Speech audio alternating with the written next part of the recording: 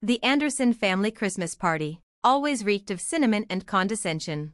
I stood near the corner of my uncle's cavernous living room, sipping a glass of red that likely cost more than what he assumed I earned in a month, watching the family theater unfold. "So, Olivia," Uncle Jack boomed from across the room, commanding everyone's attention as always. "Still running that little boutique? What is it again? The Fashion Fix Impress Collective?" I smiled tightly, fingers curling slightly around my wine glass. "Yes, and it's doing quite well. We opened 3 new locations this year."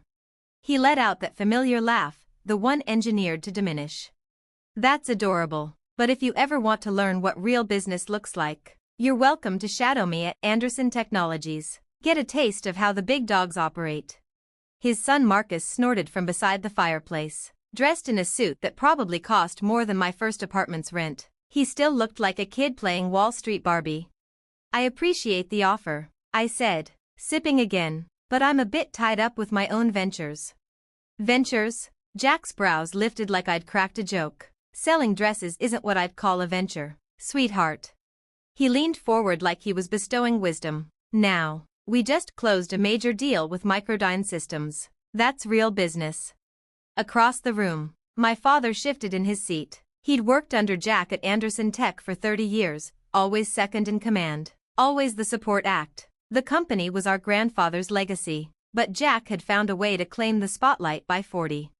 "The Microdyne deal," I said, feigning casual curiosity. "That's the one where you're supplying their new manufacturing lines with processing chips, right?"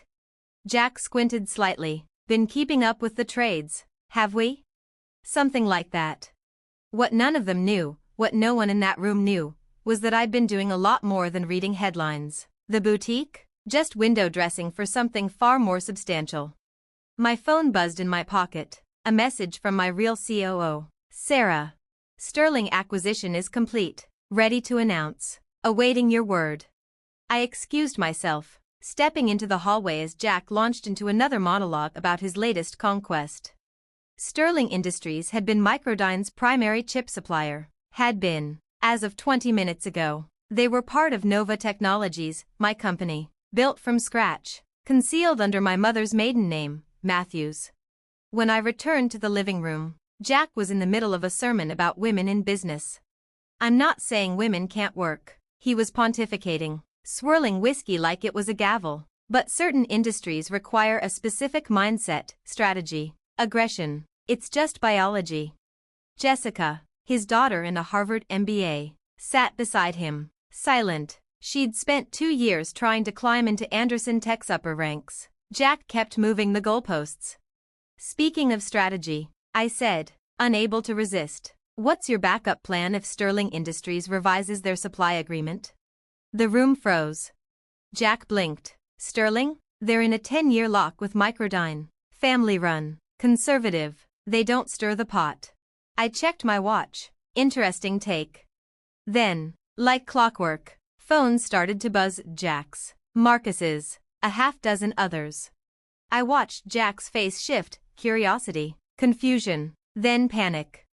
"This has to be wrong," he muttered, scrolling. "Sterling just announced they've been acquired by a company called Nova? That's not, no. I just golfed with their CEO. Nova Technologies," I said, loud enough for the whole room. "Founded 5 years ago, specializing in chip innovation and strategic acquisitions." Jack looked stunned. "How do you know?" I held up my phone, the headline from the Wall Street Journal gleaming. "Nova Technologies acquires Sterling Industries in strategic play. CEO Elizabeth Matthews signals bold expansion." "Elizabeth Matthews," I said, letting the silence stretch. "That's my mother's maiden name. And Nova? That's mine. The company I built while you were too busy mocking my little boutique." Silence dropped like snowfall. I could almost hear their recalculations, the mental gymnastics as they reevaluated every smug interaction. "That can't be," Marcus stammered. "You sell clothes." "I do," I said, "very profitably. And they're also excellent places to meet people, the CEOs, board members, their wives and daughters. You'd be amazed what they say while trying on a $1,200 dress." I turned back to Jack, whose complexion had turned a shade close to eggplant. Oh, and about that Microdyne deal? I smiled. You might want to call them. Nova controls their chip supply now. I imagine they'll want to renegotiate. I said. You can't, Jack began. But his phone lit up again. Microdyne CEO. The caller ID read. I reached for my coat and bag, ready to leave. But before I did, I turned to Jessica. I'm expanding my executive team at Nova. If you'd like a job where your Harvard MBA actually means something, call me Monday. As I walked toward the door, I heard it, the smallest version of my uncle's voice I'd ever heard. Olivia, wait. I paused, hand on the doorknob. Sorry, Uncle Jack, I'd love to stay and chat, but I've got a merger to manage. You know how it is, real business for real players. The door closed behind me with a satisfying click. Behind it, a room full of relatives were just beginning to realize that while they'd spent years dismissing me, I'd been building an empire. And I was just getting started. Monday morning arrived like a thunderclap I'd orchestrated. My phone showed 47 missed calls, mostly from family members who suddenly wanted to catch up. I sat in my real office, on the 45th floor of the city's most prestigious building, as the sunrise lit the skyline in gold and steel. Miss Matthews? My assistant, Michael, appeared in the doorway. Microdyne's executives are waiting in the conference room. Your uncle's been in the lobby for over an hour. I glanced at my reflection in the glass, sleek black suit, hair sharp, expression sharper. Let's not keep them waiting. The conference room quieted as I entered. 5 suits, including Microdyne's CEO Thomas Chen, looked up. Jack wasn't among them, still downstairs, probably demanding someone remember who he used to be. Gentlemen, I said, taking my seat at the head of the table. Let's talk contracts. Thomas cleared his throat. MS. Matthews, or should I say MS. Anderson, this is surprising.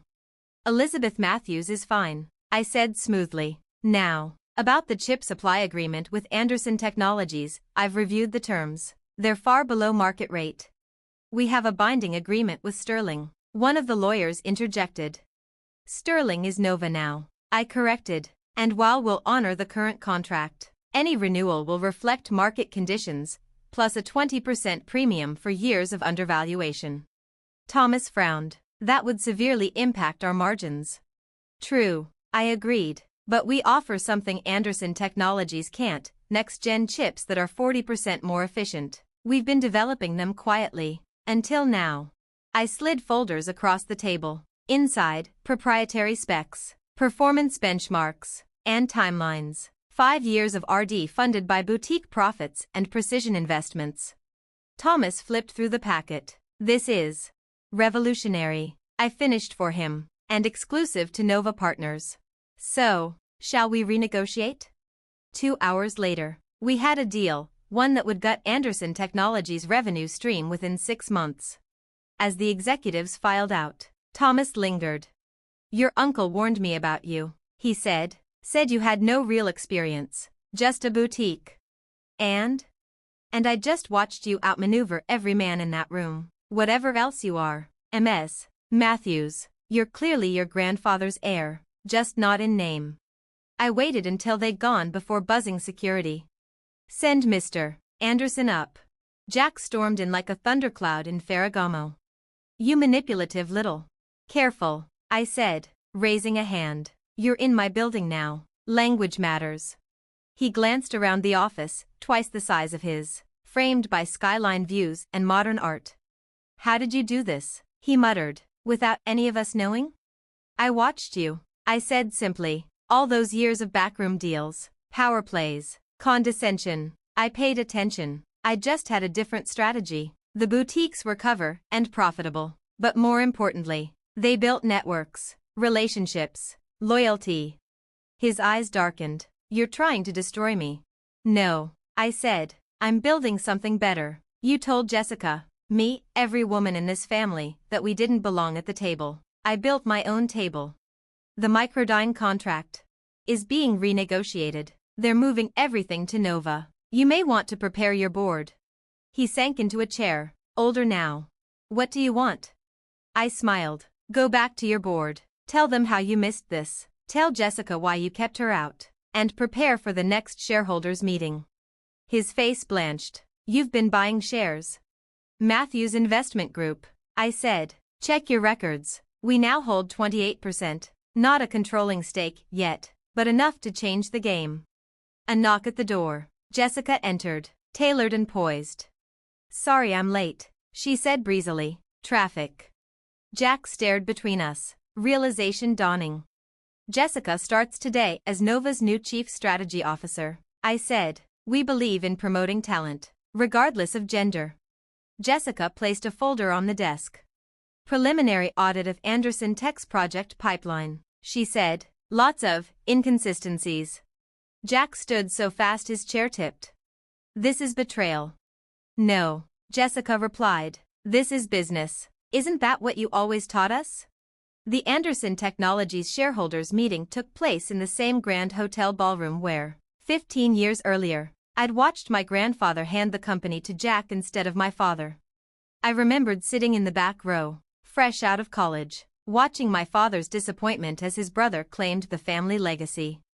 Now, I sat in the front row. The air was thick with tension. News of the Microdyne contract's loss had shattered the company. Anderson Tech stock was down 30% in 2 weeks. The sharks were circling. On stage, Jack gripped the podium. As you can see from our projections, his voice wavered. The room wasn't buying it.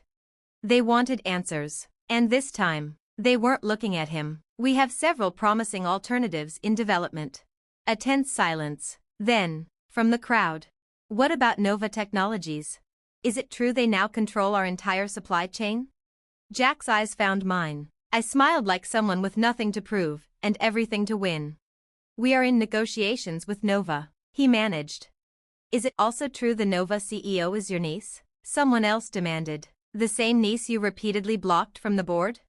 Before he could deflect, the ballroom doors opened. My father entered, flanked by a team of lawyers. Right on schedule. Ladies and gentlemen, my father's voice echoed across the room, calm but commanding. I have here documents I believe you'll find illuminating. He began handing folders to board members. I watched Jack's face as he flipped open his copy and watched the color drain from it. These records show a pattern of discriminatory hiring and promotion practices, my father continued. They also reveal financial irregularities, misappropriated funds, manipulated project budgets, all of it authorized by our current CEO. The room erupted. Board members muttered. Shareholders raised voices. Chairs scraped the floor as people rose to demand answers. Jack shouted above the chaos. This is a conspiracy, a setup, between my brother and my niece. To what? I said, rising and walking to the stage. Expose the truth? I took the microphone from him. The room fell silent. My name is Olivia Anderson. You may know me as Elizabeth Matthews, CEO of Nova Technologies. 15 years ago, I watched my grandfather's legacy handed to the wrong person. Today, I'm here to reclaim it. I nodded to my team. More documents were distributed, sleek proposal packets with the Nova logo embossed on the cover. What you're receiving is a merger proposal. Nova Technologies is prepared to absorb Anderson Technologies. The plan includes full restructuring, new leadership, and immediate deployment of next-gen technology. Microdyne has already signed a long-term exclusivity deal. Gasps, whispered conversations. Because no matter their loyalties, these people were capitalists, and they could smell a rescue plan that actually worked. The Anderson name will remain, I added, but the culture will not. No more discrimination, no more nepotism, no more old boys club. You can't do this, Jack sputtered. The board.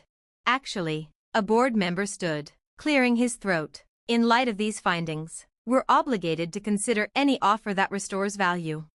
And with Matthews Investment Group holding 28%, another said, plus the proxy votes Miss Anderson already controls.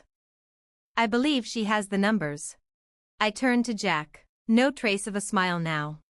You told me to stick to my little shop, said business was a man's world. Well, this is business. And you've just been outmaneuvered by a woman who sells dresses. The vote wasn't close. By day's end, I stood in my grandfather's office, my office now, gazing out over the city. His portrait still hung on the wall, eyes kind and knowing. A knock. Jessica stepped in. champagne and 2 flutes in hand. So, she grinned, pouring, CEO of both Nova and Anderson Technologies. Not bad for someone who was supposed to stick to retail. I laughed, accepting the glass. How's your father handling it?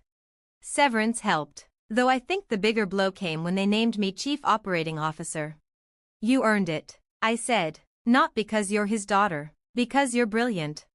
We clinked glasses as the sun sank behind the skyline. You know, she said, I used to wonder why you never fought harder when they pushed you out. Now I understand. You weren't losing, you were waiting. I nodded. You learn a lot selling dresses. How to listen, how to read people, how to build trust, and how to run a business where loyalty and precision matter more than noise. My phone buzzed, Thomas from Microdyne, confirming the expansion. On my desk, the Wall Street Journal headline read, Nova Anderson merger reshapes industry, Matthews makes history. Jessica raised her glass again. To the future of Anderson Technologies. I smiled. To doing business our way. That night, I visited my grandfather's grave. I placed a copy of the merger announcement at his headstone. You always said the company needed new blood, I whispered. I hope this is what you meant. As I drove home, I thought of that young girl in the back of the boardroom, overlooked, underestimated. The woman they tried to ignore, who built a tech empire from a boutique. The CEO who just reshaped an entire industry. Uncle Jack had been right about one thing: business is about strategy. He just never understood that the most devastating strategy is the one they never see coming. And that little shop? I kept it open. A reminder that some of the biggest empires begin with a woman behind a cash register, quietly rewriting the rules.